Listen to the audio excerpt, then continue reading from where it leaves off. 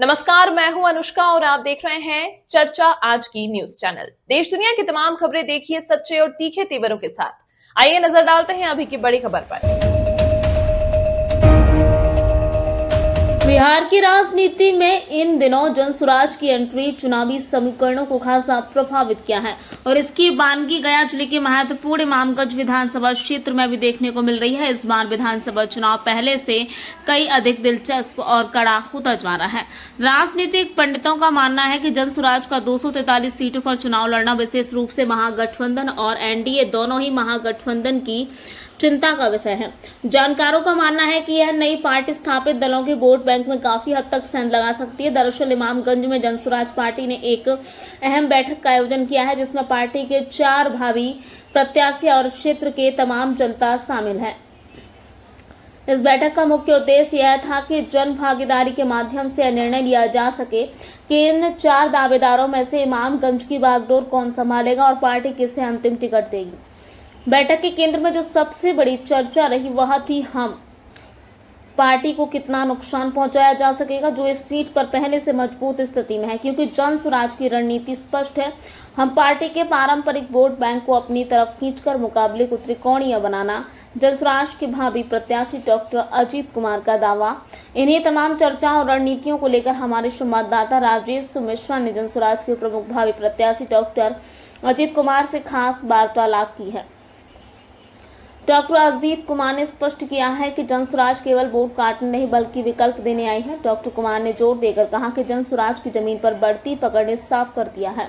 इमामगंज का चुनावी मुकाबला इस बार एक तरफा नहीं रहने वाला है। जनसुराज की एंट्री से मुकाबला अब सीधे और दिलचस्प हो गया है, जिसका सीधा असर यहाँ के चुनावी नतीजों पर देखने को मिल सकता है।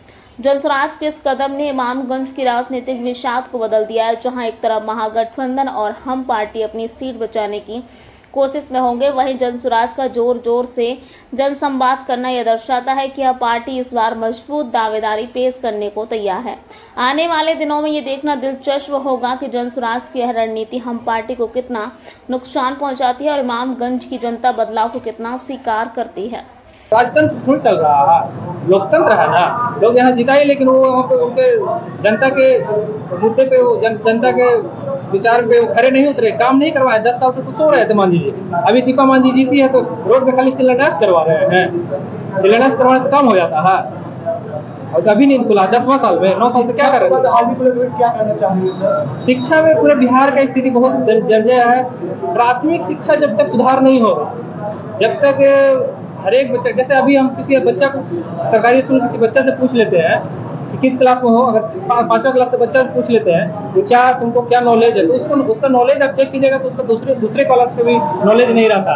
सर क्या वजह है सर कि जो सरकारी गवर्नमेंट जो जॉब कर रहे हैं वो अपने बच्चे को प्राइवेट स्कूल में पढ़ा रहे हैं, सरकारी स्कूल में पढ़ा नहीं पाते हैं सर, इसकी क्या वजह? सरकारी स्कूल में अभी तक अच्छे से पढ़ाई नहीं हो रहा था। अब हम लोग कोशिश कर रहे हैं कि हर एक प्रखंड में एक नवोदय नेत्रहाट जैसा आवासीय विद्यालय का स्थापना किया जाए शुरुआती दौर में, और वहाँ पे विश्व स्तरीय शिक्षा का हम लोग व्यवस्था करें, जिसमें हर एक तरीके से संपूर्ण विकास हो बच्चे का, मानसिक रूप से, शारीरिक रूप से विकास हो, और लोग का स्थिति में सुधार हो, बच्चों की स्थिति में सुधार हो। डॉक्टरी लाइन में भी जन सेवा कर सकते थे, सरकारी डॉक्टर थे, लेकिन चुनाव राजनीतिक में आ गए हैं। आखिर यहाँ भी जन सेवा का ही बात है, क्यों छोड़ करके आखिर इधर? देखिए, हम छोड़े नहीं हैं, बस सरकारी नौकरी छोड़ दी है, जनसेवा और प्रैक्टिस तो अभी भी कर रहे हैं।